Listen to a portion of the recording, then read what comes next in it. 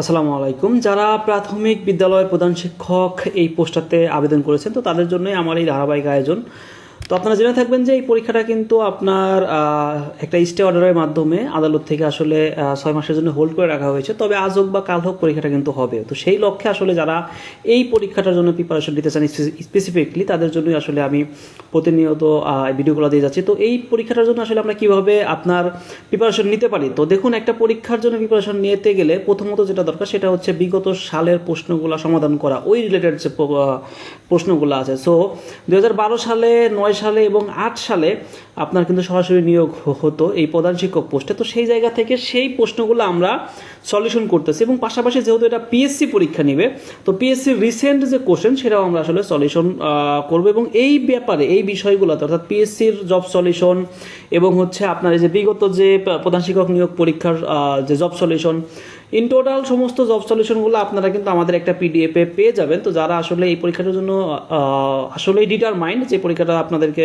পাশ করতে হবে এবং আপনারা এই চাকরিটা চান, তো তারা আসলে এই পিডিএফটা নিতে পারেন। এই পিডিএফের আসলে কিছু ফিচার আছে, যেটা হচ্ছে যে আপনি প্রত্যেকটা প্রশ্নের ব্যাখ্যা সহ আপনারা পেয়ে যাবেন ভিডিও ক্লাসের মাধ্যমে, এবং সেখানে শুধুমাত্র একটা ক্লিক করলেই আপনি টোটাল প্রশ্নের ব্যাখ্যা দেখতে পারবেন। পাশাপাশি হচ্ছে আপনার যে কোনো প্রশ্নের যে কোনো সমাধান যে কোনো সময় আপনি আমাদের যে হোয়াটসঅ্যাপ আছে সেই হোয়াটসঅ্যাপের মাধ্যমে আপনি আসলে সলিউশন করিয়ে নিতে পারেন।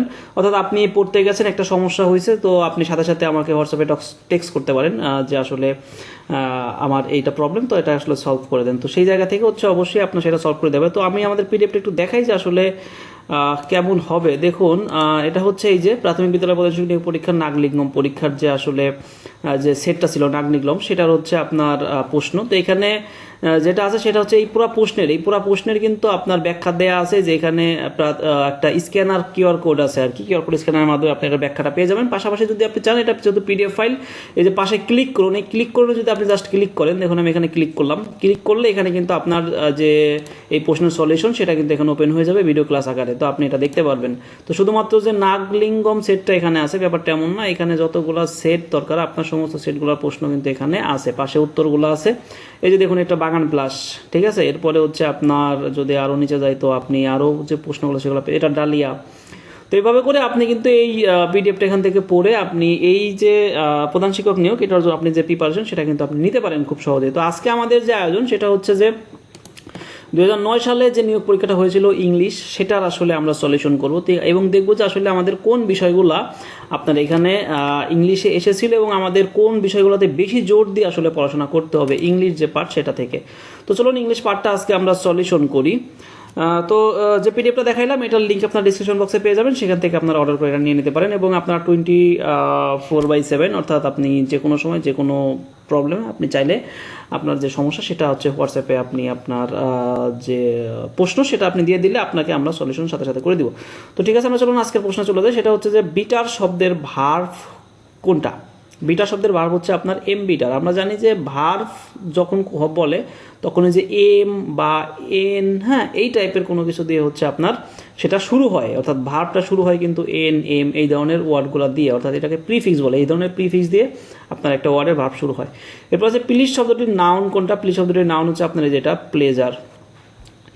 এরপর যেটা আছে সেটা হচ্ছে, তার মানে আপনারা বুঝতে পারছেন এটা কিন্তু পার্টস অফ স্পিচ থেকে এসেছে। দেখছেন এখানে ভার্ব কোনটা, নাউন কোনটা, এগুলো কিন্তু পার্টস অফ স্পিচের যে অংশ সেটা। সো পার্টস অফ স্পিচটা খুব ভালো করে পড়তে হবে, যাতে করে এখান থেকে যে কোনো কোশ্চেন আসলে আপনি পেতে পারেন। এই যে পরেরটাও দেখুন, পার্টস অফ স্পিচ, ভার্ব কোনটা, অর্থাৎ নাম্বারিং এর ভার্ব চাইছে। এটা হচ্ছে নাম্বারিং এর ভার্ব হচ্ছে আপনার যে হ্যাঁ, ইনিউমেরেট এটা হবে, ঠিক আছে। ইনিউমেরেট এটা হচ্ছে আপনার, অর্থাৎ দেখছেন এখানে এন দিয়ে যুক্ত। আমি বললাম না যে ভার্ব মানে হচ্ছে ভার্বগুলো হচ্ছে যে সমস্ত প্রিফিক্স দিয়ে শুরু হয়, সেটা হচ্ছে যেরকম এন অথবা হচ্ছে আপনার ইএম এম অথবা হচ্ছে ইম, এই টাইপের জিনিসগুলো, ঠিক আছে।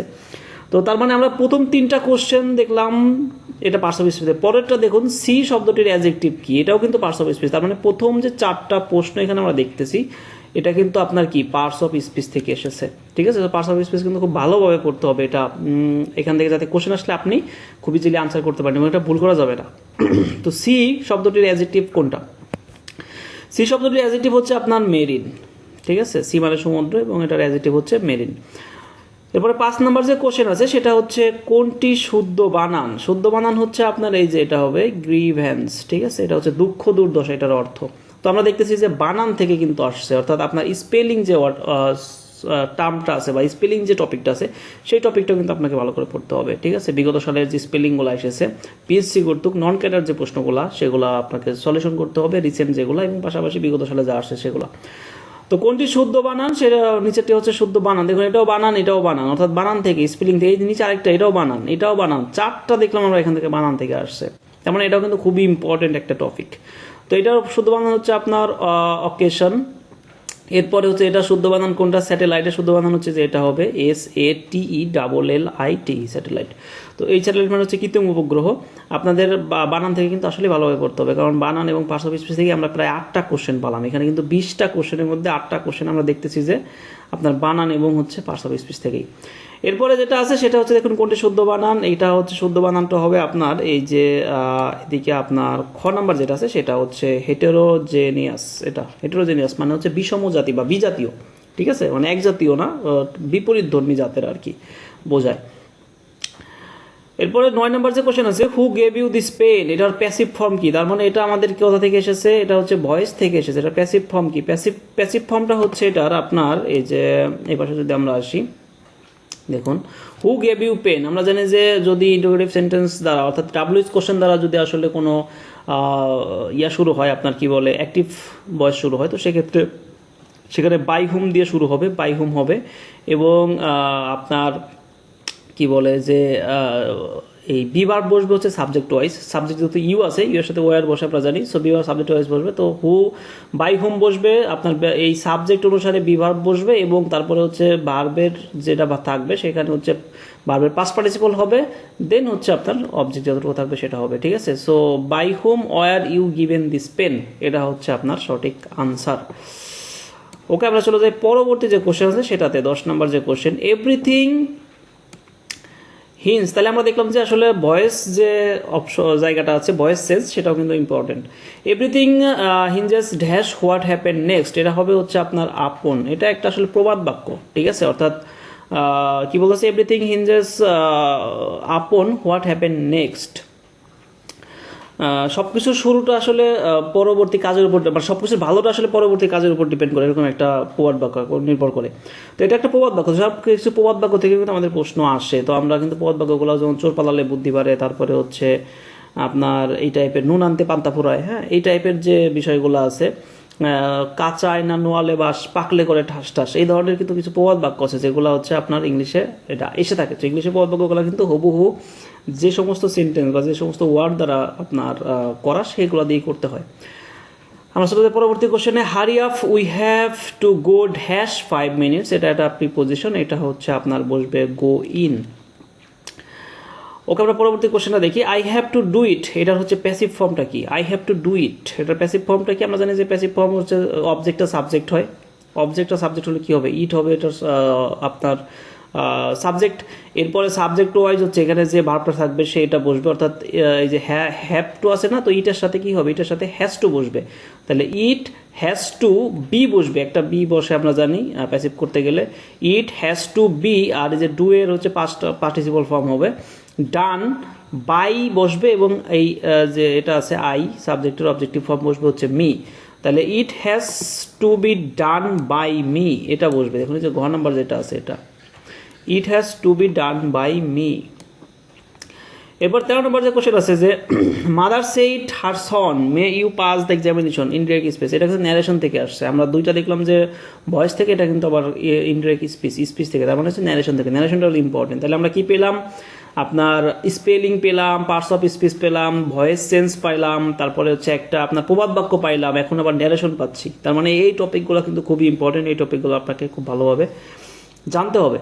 আচ্ছা, এরপরে এটা আমরা দেখেছি mother said her son may you pass the examination, mother wished, এই ধরনের যদি কোনো হয় অপারেটিভ সেন্টেন্স আর কি, আপনার যে প্রার্থনা বোঝাইলে, তো অপারেটিভ সেন্টেন্স সবসময় উইস্ট প্রে এইগুলো দিয়ে তো আপনার শুরু হয় এবং উইস্টের পরে হচ্ছে আপনার দ্যাট বসে, ঠিক আছে। উইস্টের পরে এই সেইডের পরিবর্তে উইস্ট বসবে এবং এরপরে যে অবজেক্টটা থাকবে এই অবজেক্ট আর বসবে না, এরপরে এই ডিরেক্ট ইনভার্টেড কমা উঠে গিয়ে এখানে হচ্ছে আপনার দ্যাট বসবে।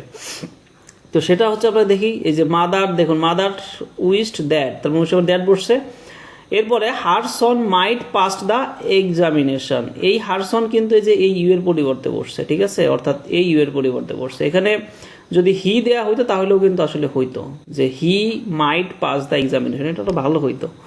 তো যাই হোক আমরা পরবর্তী যে কোশ্চেন আছে সেটাতে যাই, সেটা হচ্ছে যে কোন বাক্যটি শুদ্ধ, কোন বাক্যটি শুদ্ধ। এখানে বলতেছে যে he appeared at the examination, actually এটাই শুদ্ধ, অ্যাপেয়ার্ড অ্যাট দ্য এক্সামিনেশন, আসলে পরীক্ষা অ্যাপেয়ার্ড পরীক্ষা বোঝালে অ্যাপেয়ার্ড অ্যাট হয়।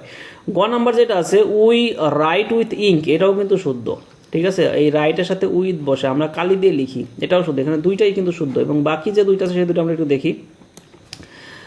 দ্য মোর হি গেটস, এখানে আসলে কমার পরে একটা দা বসবে, তাইলে এটা ঠিক ছিল। The more he gets the more he wants, তাইলে এটা ঠিক হইতো। এরপর কি আছে he got the work being done, এটা হচ্ছে হি গট দ্য ওয়ার্ক বিংটা এখানে হবে না, he got the work done, তাইলে এটা ঠিক ছিল, ঠিক আছে। আমরা চলে যাই পরবর্তী যে কোশ্চেন সেটাতে। পনেরো যে কোশ্চেন আছে সেটা হচ্ছে অ্যাবলিশ শব্দটির সিনোনিম কি। অ্যাবলিশড মানে হচ্ছে ক্যান্সেল, অ্যাবলিশ মানে ক্যান্সেল। দেখুন জেনারেট মানে হচ্ছে কিছু তৈরি করা, ক্রিয়েট মানে তৈরি করা, এবং পারফরমেন্স মানে হচ্ছে পারফর্ম মানে আপনার কোনো কিছু করা, বা হচ্ছে আপনার কোনো একটা আগে থেকেই বলা ছিল এই ধরনের কোনো একটা কাজ সম্পাদন করা। এরপর 16 নম্বর যেটা আছে ব্ল্যাক শিপের অর্থ কি। ব্ল্যাক শিপের বাংলা হচ্ছে কুলাঙ্গার, এটার ইংলিশটা হচ্ছে যে উইকড ম্যান, বাকিগুলো হবে না। ব্ল্যাক শিপ দেখুন এটা তো বোঝাই যাচ্ছে যে a ship of black colour, মানে ব্ল্যাক শিপ বলতে কি আসলে একটা ব্ল্যাক কালারের ভেড়া বোঝাচ্ছে, একটা কালো কালারের বোঝা, মানে এটা একটা আসলে আপনার কি বলে বাগধারা। আমরা জানি যে বাগধারার কিন্তু কখনোই আক্ষরিক যে অনুবাদ সেটা কিন্তু হয় না, ঠিক আছে। তো বাগধারা কিন্তু আসলে চেঞ্জ হয়। যেমন আমরা যদি বলি যে আমরা কাঠের ঢেকি, আমরা কাঠের ঢেকি বলতে কি আসলে আমরা কাঠ দিয়ে বানানো ঢেকিকে বোঝায়, আক্ষরিক অনুবাদটা বোঝায় না, এটা ভাবানুবাদ বোঝায়। এটা হচ্ছে আপনার আমরা কাঠের ঢেকি মানে হচ্ছে একজন অপদার্থ, বা আসলে ওর দ্বারা কোনো কাজই হচ্ছে না এই ধরনের। তো এটা ব্ল্যাক শিপ মানে হচ্ছে যে কালো একটা ভেড়া, ব্যাপারটা কিন্তু এমন না। ব্ল্যাক শিপের ইংলিশে হচ্ছে আপনার কুলাঙ্গার, ঠিক আছে, বাংলায় বলে কুলাঙ্গার, এটাকে বলে উইকম্যান। এবং এখানে দেখুন বিগ শিপ, বিগ শিপ মানে বড় বড় ভেড়া, আর একটা হচ্ছে কস্টলি শিপ মানে খুবই দামি ভেড়া। এটা কিন্তু বোঝাই যাচ্ছে যে আসলে এই ধরনের বাগধারাগুলার ওয়ার্ড মিনিং কখনোই এরকম হবে না। এবার যেটা হচ্ছে ক্যালম, কালম এর সিনোনিম কি, এটা হচ্ছে কোয়েট, অর্থাৎ শান্ত, এটার অর্থ শান্ত। এই যে কোয়েট যেটা আছে, কোয়েটের অর্থ শান্ত। অ্যাংরি মানে কিন্তু রাগান্বিত, এটা হবে না, ঠিক আছে। এরপরে আপনার এই পাশে যেটা আছে যে ইনফ্লেমড মানে প্রজ্বলিত করা, এটা কিন্তু হবে না। এরপর 18 নম্বর যে কোশ্চেন আছে সেটা কি দেখি আমরা। 18 নম্বর কোশ্চেনটা আছে হচ্ছে he said to me you do not your duty, এটা ডিরেক্ট স্পেস। দেখুন এখানে কিন্তু আমরা আরেকটা ন্যারেশন পাইলাম, ঠিক আছে, অর্থাৎ আমরা এখানে কি কি পাইলাম, প্রবাদ বাক্য পাইছি, ন্যারেশন পাইছি, অ্যাক্টিভ ভয়েস প্যাসিভ ভয়েস পাইছি, বাগধারা যেটা পাইছি, ঠিক আছে, idiom and phrase.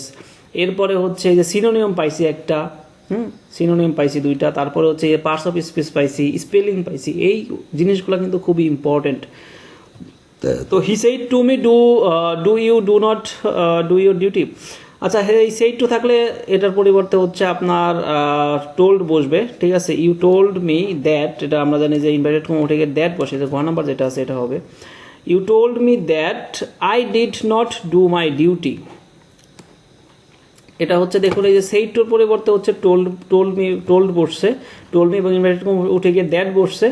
You do not, এই ইউটা কিন্তু আমি, সে বলতেছে যে তুমি তোমার ডিউটি করো না, এই ইউটা কিন্তু আমি, এই জন্য বলতেছে যে you told me that I do not I did not, আচ্ছা এটা ডিড নট হবে যেহেতু এটা হচ্ছে পাস্ট ফর্মে আছে। So I did not do, এই যে ইউর মানে আমের, অর্থাৎ মাই ডিউটি, বুঝছি। তো এইভাবে করে আসলে এটার যে ইনডিরেক্ট স্পেস সেটা করতে হয়। এরপর আসে যে কোন বাক্যটি শুদ্ধ। দেখুন এখানে কোন বাক্যটি শুদ্ধ, হি সাকসিড টু, সাকসিড টু মানে হচ্ছে উত্তরাধিকার সূত্রে। সাকসিড টু মানে কি, সাকসিড টু মানে হচ্ছে আপনার উত্তরাধিকার, উত্তরাধিকার সূত্রে পাওয়া, এরকম কিছু একটা বোঝায়। তো he succeed to win the prize, কেউ কোনো প্রাইজ কখনো উত্তরাধিকার সূত্রে পায় নাকি হচ্ছে তার যে ট্যালেন্ট আছে সেই ট্যালেন্ট দেখানোর মাধ্যমে পায়। সো এটা অবশ্যই ভুল বাক্য। এরপরে see the word in the dictionary. দেখুন সি দ্য ওয়ার্ড, ডিকশনারিতে কোনো কিছু ওয়ার্ড দেখানোর বোঝাতে, অর্থাৎ ডিকশনারিতে ওয়ার্ড খোঁজা বা ওয়ার্ড দেখা বোঝাতে, এটাতে হচ্ছে একটা শব্দ বসে, সেটা হচ্ছে আপনার লুক আপ। এই লুক আপ দ্বারা হচ্ছে ডিকশনারিতে আপনার ওয়ার্ড খোঁজা বোঝায়। তো এখানে বলতেছে সি দ্য ওয়ার্ড, তুমি ডিকশনারিতে ওয়ার্ড দেখো না, ব্যাপারটা এরকম না, কিন্তু look up the word in the dictionary, তাইলে এটা ঠিক ছিল। ওকে, এরপরে আমরা আরো দুইটা দেখি যে দুইটা কেন আসলে ভুল। He can not pronounce the word, আচ্ছা এটা তো আসলে সত্যি কথা, he can not pronounce the word, এটাই ঠিক আছে, সে আসলে ওয়ার্ডটা ঠিক মতো প্রোনাউন্স করতে পারলো না বা উচ্চারণ করতে পারলো না, এটা ঠিক আছে। We got off in down, in down না হয়ে এখানে অ্যাট ডাউন হলে ঠিক ছিল। আচ্ছা, এরপরে আমরা যেটা দেখি সেটা হচ্ছে 20 নাম্বার। 20 নাম্বার যেটা আছে সেটা কি হচ্ছে আপনার, সেটা হচ্ছে ডেড লেটার। ডেড লেটার অর্থ কি? ডেড লেটার হচ্ছে আপনার law not in force. Dead letter আমরা এটা সবাই জানি, এটা একটা phrase. So law not in force. তো এই ছিল হচ্ছে মোটামুটি আপনার 2009 সালের যে ইংলিশ থেকে যে প্রশ্নগুলো এসেছিল সেগুলো। তো আমরা এখানে দেখলাম কোনগুলোর আধিক্য বেশি। আমরা দেখলাম স্পেলিং, তারপরে দেখলাম হচ্ছে আপনার পার্টস অফ স্পিচ, এরপরে দেখলাম হচ্ছে অ্যান্টোনিয়ম সিনোনিয়ম থেকে আসছে, এরপরে দেখলাম ভয়েস থেকে আসছে, ন্যারেশন থেকে আসছে, ইডোমেন ফ্রেজ থেকে আসছে, প্রবাদ বাক্য থেকে আসছে। তো এই বিষয়গুলো কিন্তু আপনাদের খুব ভালো করে পড়াশোনা করতে হবে, এবং যারা আসলে এই বিগত সালের সম্পূর্ণ প্রশ্ন এবং হচ্ছে আপনার পিএইচসি কর্তৃক নন ক্যাডারের যে সমস্ত প্রশ্ন রিসেন্ট নেওয়া হচ্ছে সেগুলোর সলিউশন চান, তারা ডিসক্রিপশন বক্সের লিঙ্ক থেকে অর্ডার করে নিতে পারেন। এবং আপনাদের এই সলিউশন, জব সলিউশন বেস যে কোনো সমস্যা যে কোনো সময় আপনারা আমাদেরকে টেক্সট করতে পারেন, আমরা আপনাদেরকে সেই সময় মানে সুযোগ বুঝে সময় অনুযায়ী আপনাদেরকে সেটা সলিউশন করে দেওয়া হবে, সেখান থেকে আপনাদেরকে লাইভ সাপোর্ট দেওয়া হবে। তো এই ছিল মোটামুটি আজকের মতো ভিডিও। তো নেক্সট ভিডিও পর্যন্ত ভালো থাকুন, সুস্থ থাকুন, আল্লাহ হাফিজ।